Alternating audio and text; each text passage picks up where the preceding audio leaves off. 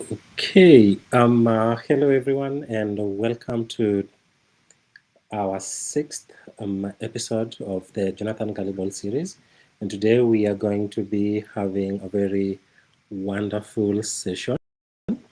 Thank you all for making it here in time, and of course, very many thanks to those of us who've been, following the series right from the word go.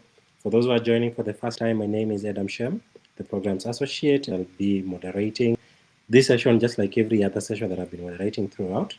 And today we are going to be looking at the sixth episode, like I mentioned, and we are going to be having a thematic session on state control and aspirations that is going to be brought to us by none other than Dr. Charles Feisade, who is already on the call.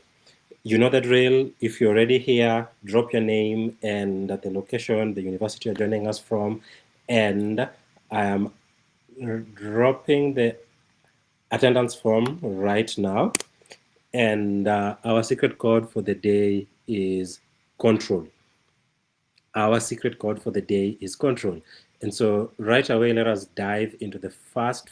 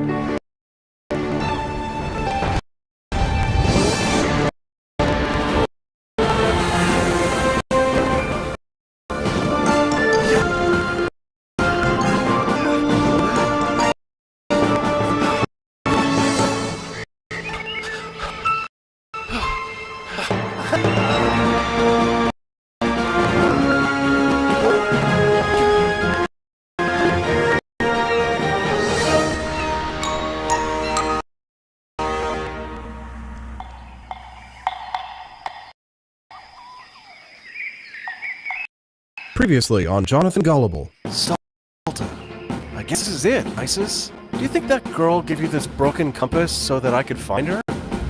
Oh! Huh? You gotta be kidding me. Why do they make it so tough to get into this place, but so easy to get out? The Council of Lords protects local industries. That death trap of a bridge? It helps us buy local by keeping the out-of-town competition. Whoa! Apologies, my good man. Then why don't you stand up and walk? The Council of Lords decided that tall people have too many advantages.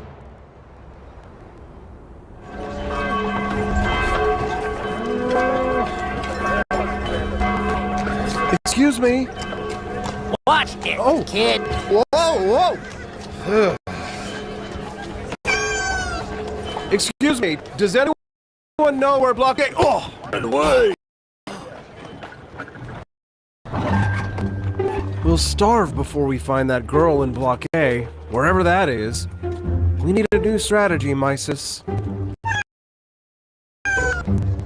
Huh? Hey, kid. Me?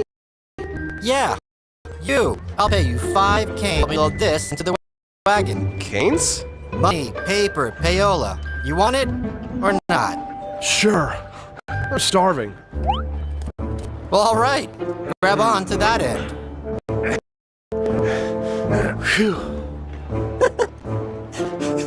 Just grab around to the other side there.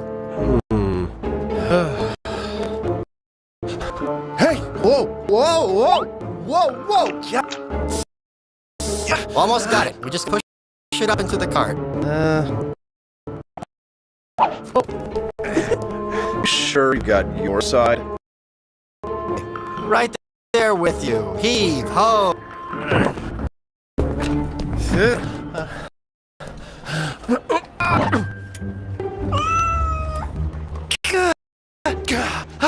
Teamwork makes the dream work. And I should know, I'm in the business of dreams.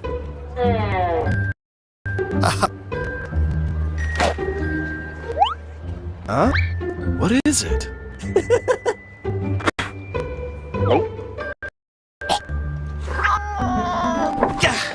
Huh?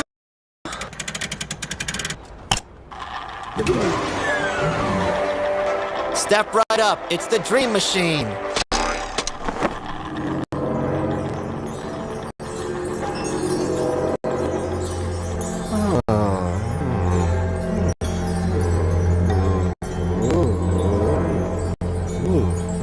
Such beautiful colors.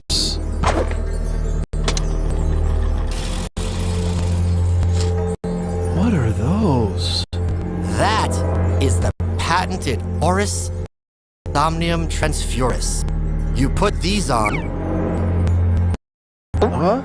and your dreams are transferred directly from the Dream Machine into your head.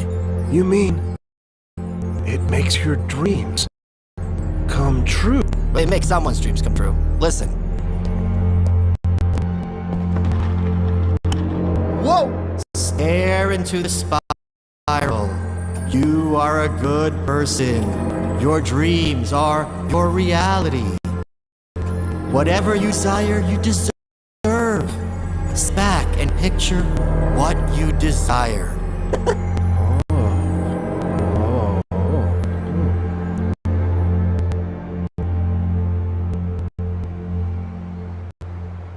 Huh? Oh. Huh? Demand your desires. Posit your positive rights. I'm still on Corrumpo. How long does it take to work? It is working. My dream was to get off this island and get home to my family. I just heard a bunch of words telling me to demand stuff. Of course, it's just words.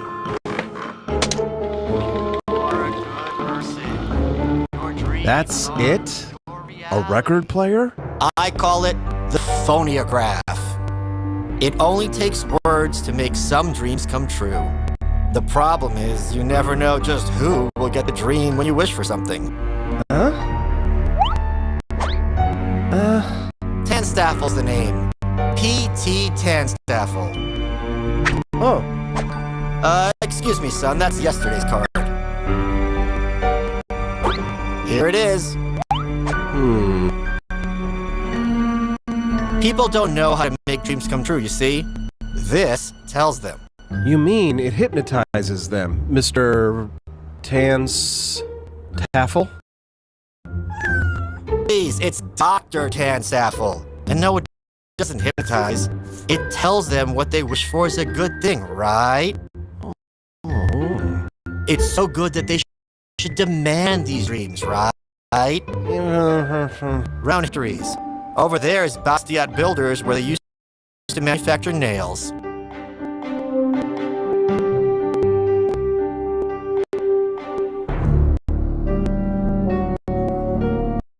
After they listened to my machine, the dreamers stormed down to the Palace of Lords and demanded laws that would force the factory to give them a threefold increase in pay and benefits. They forced the factory to buy insurance for them. Insurance for sickness, insurance for unemployment, insurance for death, right?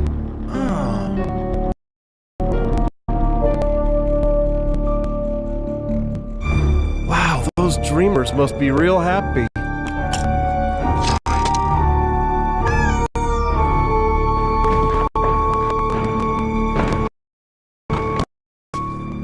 I must have been very happy, and grateful too. Did they give you a medal or a banquet?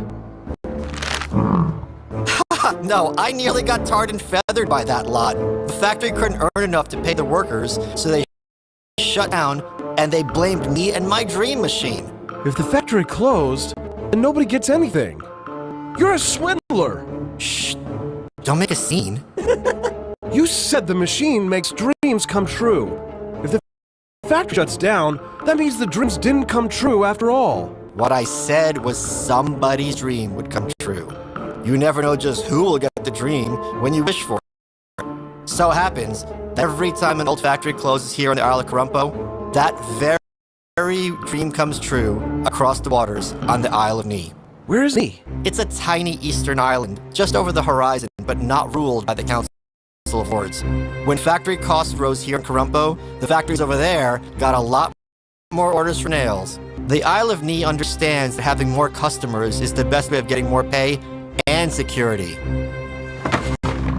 The workers on Corrumpo can't just demand more from customers and employers. Everything has a cost. There ain't no such thing as a free lunch, you know? But hey, I don't care. I get paid either way, as long as the dream machine is running. Never outstay your welcome, kid. Hiya! And thanks for the help. Don't keep it too long, kid. Those things are worth less every day. Yeah. Yeah. Huh? Oh.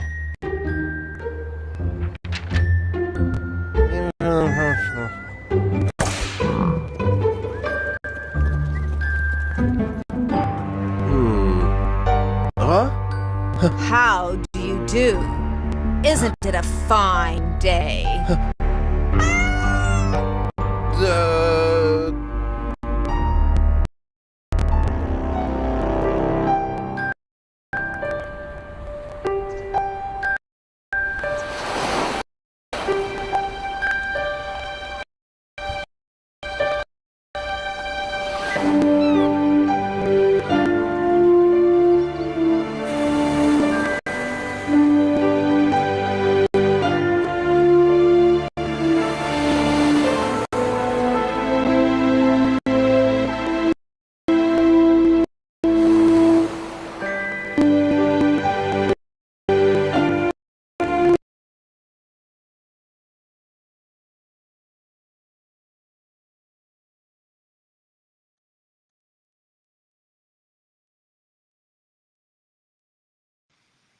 Okay, thank you so much, Ronnie, for that.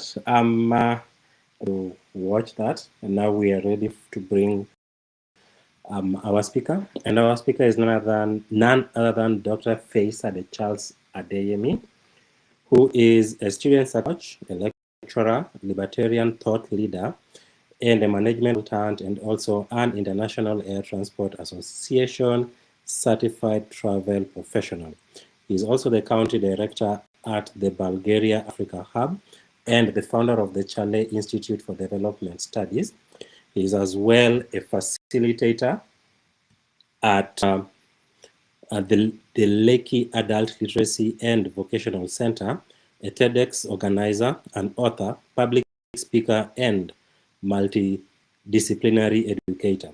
With a PhD in tourism development and nearly 2 decades of experience working in the education sector in Nigeria, Dr. Adeyemi has lectured at Wesley University and Elized University and currently lectures at Osun State University.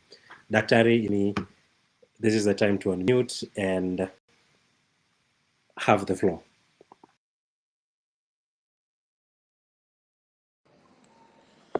Hello, Evans. Can you hear me?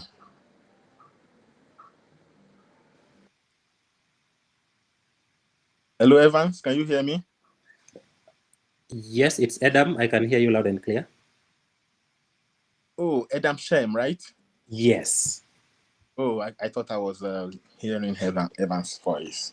No, All right. fine. Good evening from Nigeria. I'm so happy and excited to be with you guys this wonderful evening. I want to believe that Musila is somewhere on the call, and also maybe Evans. And I'm just trying to, mention the persons that I am, very familiar with, my friends from over the years in Liberty Sparks. And I want to say hello to everybody else on the call that we might be meeting or maybe meeting me, and I may be meeting for the first time tonight.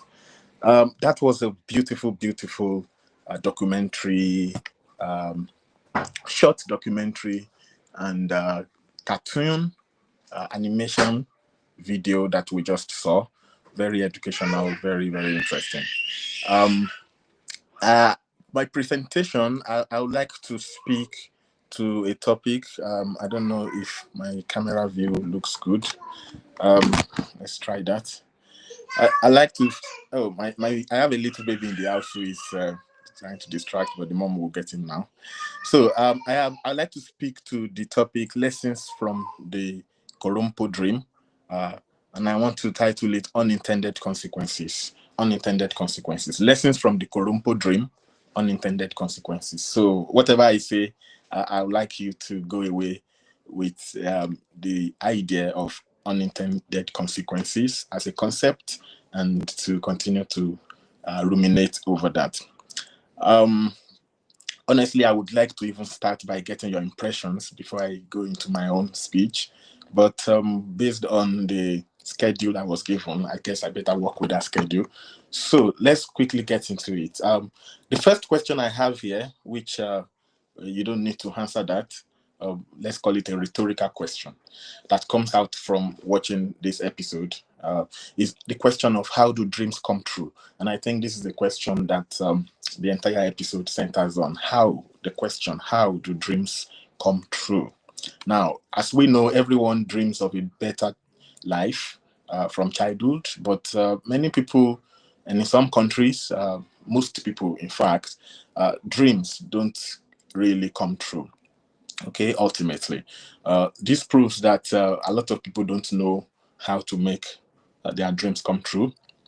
So they get frustrated, they seek solutions, they want to know how to make their dreams come true. And of course, we are talking about dreams that are mostly of a material nature, right? So you have a lot of people born into poverty in a country such as Nigeria, where I'm from, and Nigeria accounts for the majority of poor people, by country in the world as at today. So you have people, aspiring to escape this poverty, but many are trapped, and whatever they try, it doesn't seem to work. So they look for experts. They look for people who claim to know better and can help them achieve their dreams. But unfortunately, many of the experts that they then find are charlatans, are swindlers, are people who just want to take advantage of them. And that's what we saw in this documentary, right? We saw Dr. Tanstaff, who keeps changing his name. He even gave out the wrong card because that was what he used the previous day. I think something like Gompo, but now he's Tanstaff. So he has a new name every day. We get that impression from that episode. But essentially, he sells dreams to the people of Corrumpo. They pay him to sit down and watch and listen to him, speak to them through his dream machine, and proclaim to them that someone's dream will come true. You never know who, and all of that. So everyone feels they will be the one, but in the end, only Dr. Tanstaff truly gains from this, at least in that locality. Only Dr. Tanstaff truly gains.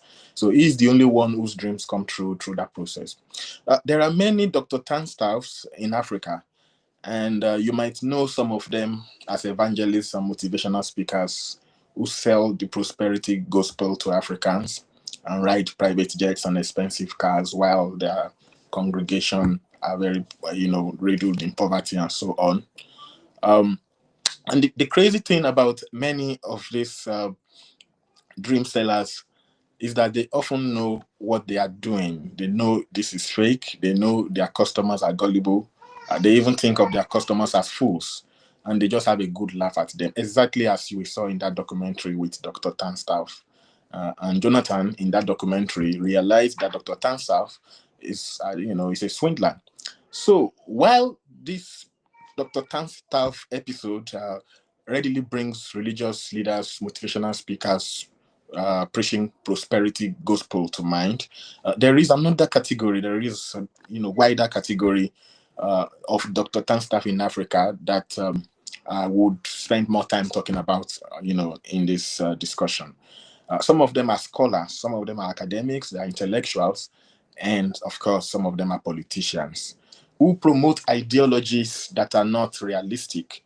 Some of them, especially the politicians, they are often not sincere, but some of them are actually very sincere.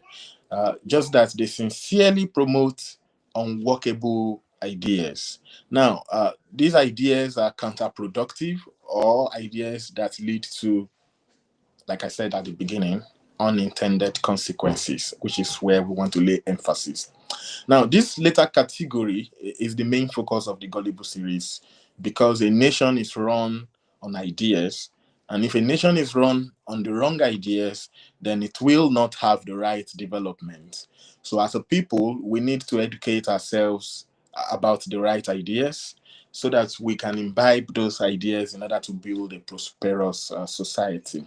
Now, talking about unintended consequences, I would like us to start by looking at the concept of the Cobra effect. Some of you may have heard of the Cobra effect before now. To understand the Cobra effect, or to understand the concept of unintended consequences, I'd like to tell you the story of Cobra effect. Now, the story is set in India during British colonial era. It is said that in a village or a small town, there were just too many cobras. Cobras took over the place, and the colonial authorities wanted to get rid of these cobras, which is a good thing to do because those are dangerous snakes. So they made a policy, and the policy is that the citizens are encouraged to kill the snakes, and for every cobra that you can bring to the colonial authority, the authorities are going to pay 5 rupees or something to you. Now that's called incentive. That's called that's how you motivate people to take action. Very brilliant idea. I don't know if I were to ask if it's a good idea or a bad idea. I'm sure some will say it's good, some will say it's bad. But you can take your decision and keep that in mind while we move on. Before we conclude on whether it's a good idea or a bad idea, let us judge this idea from the perspective of the intentions of the policymakers. If we judge by from the perspective of their intentions, we know that it's a very good idea, or rather a very good intention. The intentions of the policymakers, commendable intention, we salute them. They wanted to remove dangerous snakes from the society, which is a very good thing to do. However, even though the intentions are good, that does not mean the overall idea is good. Only the outcomes can tell us if it was a good idea or a bad idea in the first place. So what was the outcome? At first, people were killing, cobras everywhere, and the office was receiving a lot of cobras every day and paying the snake killers. So it seemed the policy was working, but as time went by, the number of snakes being killed continued to increase instead of reducing. It seemed the more snakes were killed, the more snakes there were to kill. So it seemed the city ended up with more snakes after the policy was made than before the policy was made. So in the end, the policymakers, the policy did not solve the problem of too many snakes. Instead, it made it worse. And so they have to stop, paying people for killing the snakes and all of that. And then the people, anyway, it got worse. So I don't want to jump to the end of the story yet. Now, why did this happen? This happened because the policy unintentionally incentivize, and we're talking about unintended consequences, unintentionally incentivize people to start rearing snakes. People started a snake farm, a cobra snake farm, and they reared them in order to kill them and then take them to get money from the government. And when the policy was stopped, things got even worse. Why? Because now nobody's going to pay you to maintain your snake farm. Therefore, people released all the cobras into the wild. And so you have even a bigger crisis than prior. And so this is the story of unintended consequences. And you would see that pattern you would have seen it in the documentary you just watched. And if you look around you across Africa, across the world really, you would see similar stories of unintended consequences where policies were made with good intention, but it just turns out that there were consequences that were not prepared for. Now, the thing is that most of the time we look at things on the surface, and when we look at things and we see what you see is the surface, that is called the same. But there is so much else that is not immediately obvious, which is called the unseen. It is this unseen that actually determines if something will have unintended consequences and what those unintended consequences will be. So the example of unintended consequences that was used in this documentary is the example of unreasonable wage demands. People wanted to triple, as you recall, they wanted to triple their salaries. So they were making demands and going on strike to get the kind of wage that you know met their dreams as they were directed by the dream machine, the Dr. Tanstaff. So eventually they ended up exporting jobs to the Isle of Nai or Nai, They exported jobs abroad. They lost jobs in Corrumpo, and then somebody in another island got those jobs. So you see this happen across Africa. So many cases of unintended consequences in our different countries. I'm from Nigeria, so I'll give you examples from Nigeria, and I'm sure maybe when we get to discussion, you can give me examples from your countries also. In Nigeria, perhaps the biggest possible example that some of you who are not Nigerians may have heard of is the fuel subsidy example. So in Nigeria, we are a oil producing country. We have abundance of crude oil beneath our feet in this country. And once upon a time, we had government-owned refineries, which are now moribund, they do not work. And recently, we now have a privately owned refinery. But that is not the story. The story is that just like every other commodity, the price of fuel fluctuates. It's not stable. Different factors globally, like if there is war in Ukraine, in Iraq, and so on, it leads to price fluctuations and other factors. But in Nigeria, out of maybe national pride and such things, the government decided that they would like price stability. Not only price stability, they would also like low prices. After all, we have crude oil. So why should petroleum products be expensive? So they wanted it cheap. They wanted the prices stable. Regardless of what is happening anywhere else in the world, Nigeria wants to sell petroleum to Nigerians at a cheap price, which is a good thing, right? That's a good, intention at least. But then, because the market determines its prices, the international market prices are not determined by Nigeria, and we were actually importing petroleum products. The exchange rate also is not stable, so it was impossible for those prices to be stable ordinarily. So Nigeria needed to do something extraordinary to stabilize prices, which is what is called fuel subsidy. For every liter of fuel that the oil marketers brought into Nigeria, the government undertook to pay the difference. So when the government says that fuel should be sold for 100 naira per liter, government is fixing prices now. This is called price fixing. Government says, you know what, no matter what happens, I want you guys to sell fuel for 100 naira per liter. In the end, maybe the landing cost of fuel is 120 just to land in Nigeria. And then when the marketer has his transport cost and other things, the realistic price to sell is 150. The government says, don't worry about that. I want you to sell for 100 naira. And the marketer says, so what happens to the remaining 50 naira? The government says, we will reimburse you. And so the marketers sell for 100 naira and go get 50 naira balance from the Nigerian government. This has been going on for decades in Nigeria. Now, the unintended consequences kicks in, which is that the marketers are incentivized to carry out a series of corrupt practices whereby they inflate the number of liters of petroleum that they bring into the country. Some of them come with ships to the high sea, and when they register those ships at the harbor to say this is maybe a 10,000 or 20,000 liter ship, of fuel that has been brought in on this ship, once that is registered into the country, instead of offloading the products into the country, that ship goes back to the IC, waits a few days and comes back to make another claim. So they have what is called round tripping. Marketers that supply neighboring Nigerian countries like Togo, Benin, Cameroon, Niger, instead of taking fuel products directly to those countries, they bring those products through Nigeria And when it gets to Nigeria, they file through the Nigerian government for subsidy claims. When they get those subsidy claims, they take those products out of Nigeria to sell in those countries. So Nigeria was effectively subsidizing for the neighboring countries to Nigeria.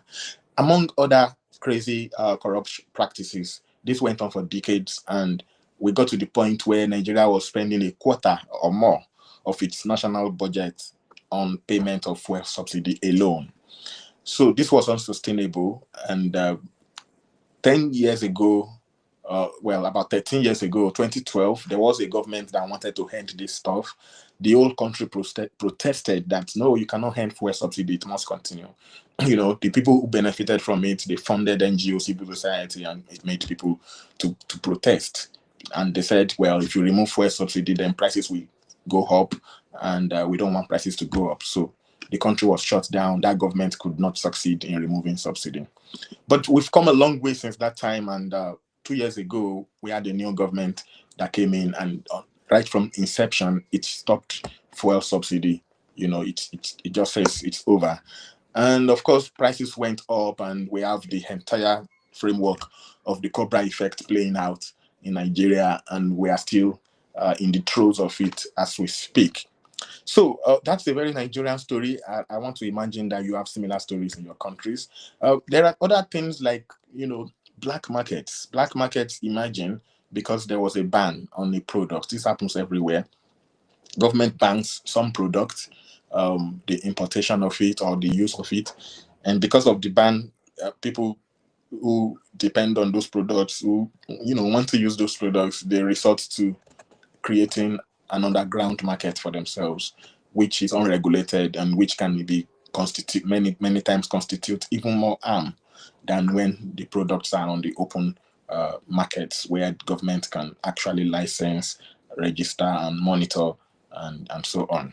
Sometimes this may apply to drugs. In Nigeria, there was a situation where a particular cough syrup, a medicine that is used to treat, cough, was banned at some point in Nigeria. Codeine. This one is called codeine.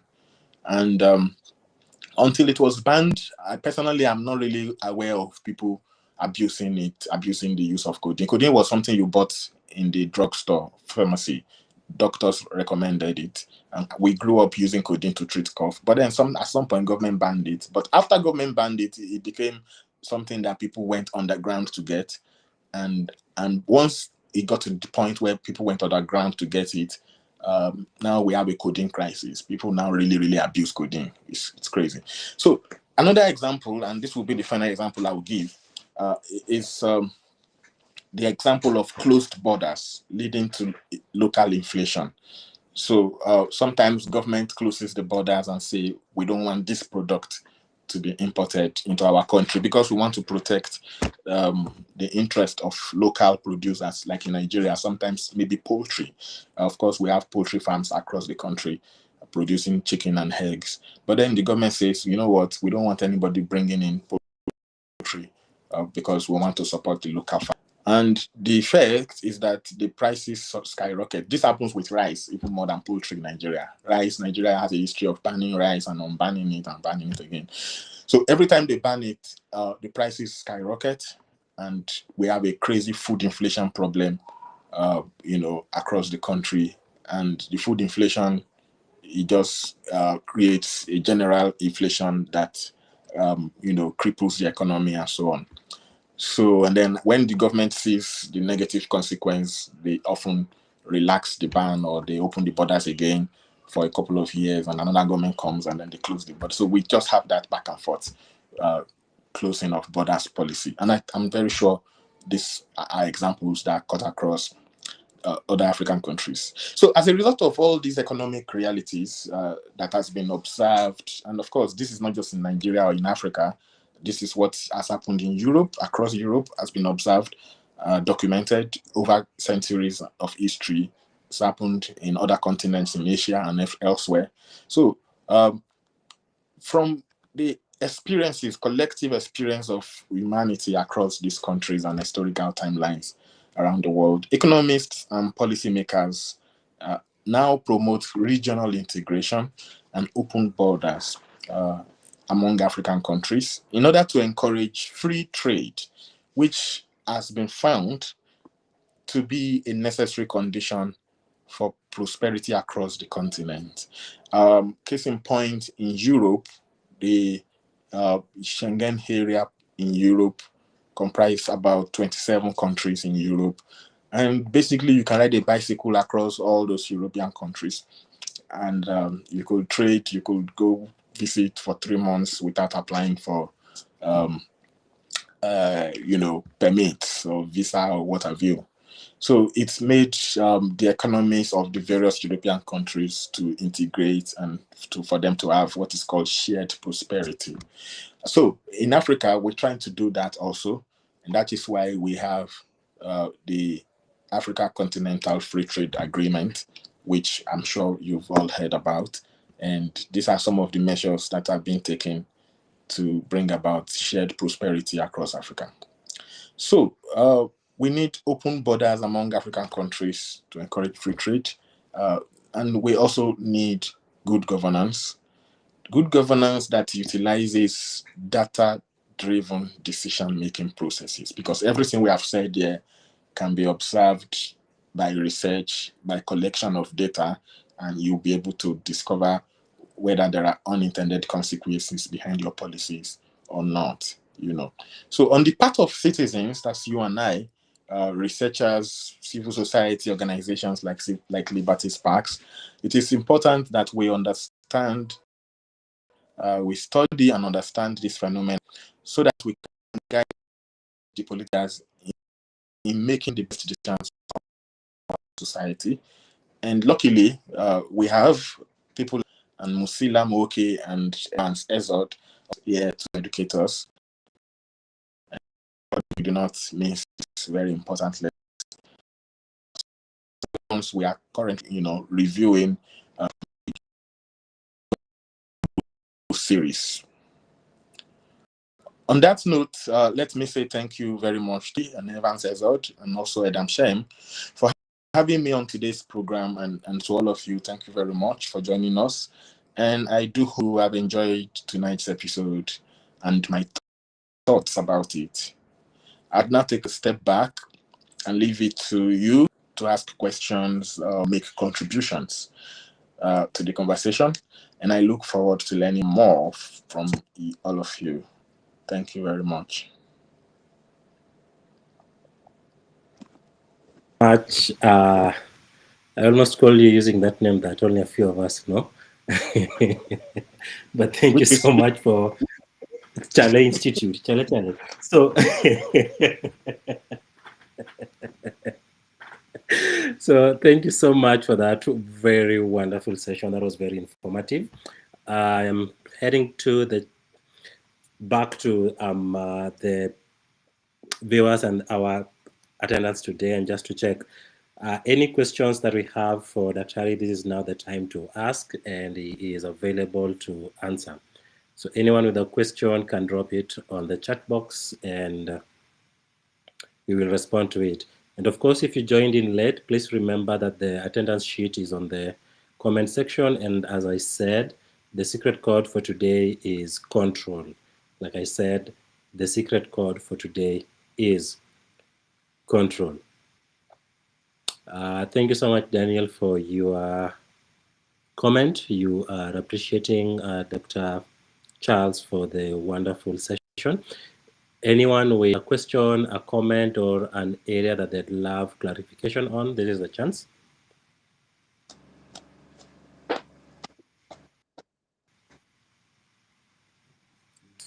The next few.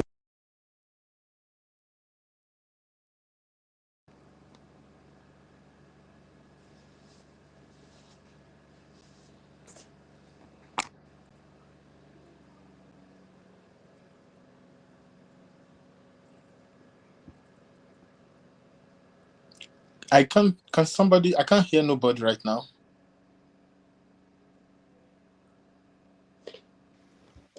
Adam, are you there? Yes, I am. You can get me?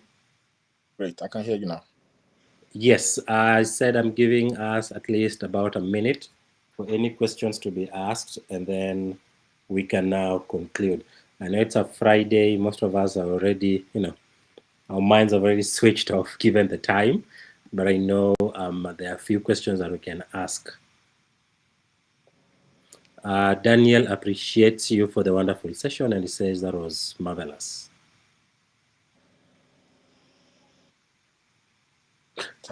Okay.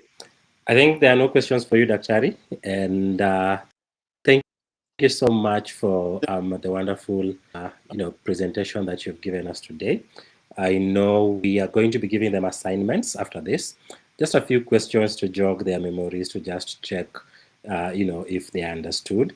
And we will definitely be sending some more your way, just in case there's anybody who would want to get in touch to be able to ask a few things into detail. But then until then, we want to say thank you for, sparing some time to share some nuggets with us today. And we look forward to meeting you in the corners of winning the wars of ideas in the next sessions. So thank you so much, Daktari from Liberty Sparks, and say hi to your family. To everyone that joined, thank you so much, and see you in the next session next week, same time, same place.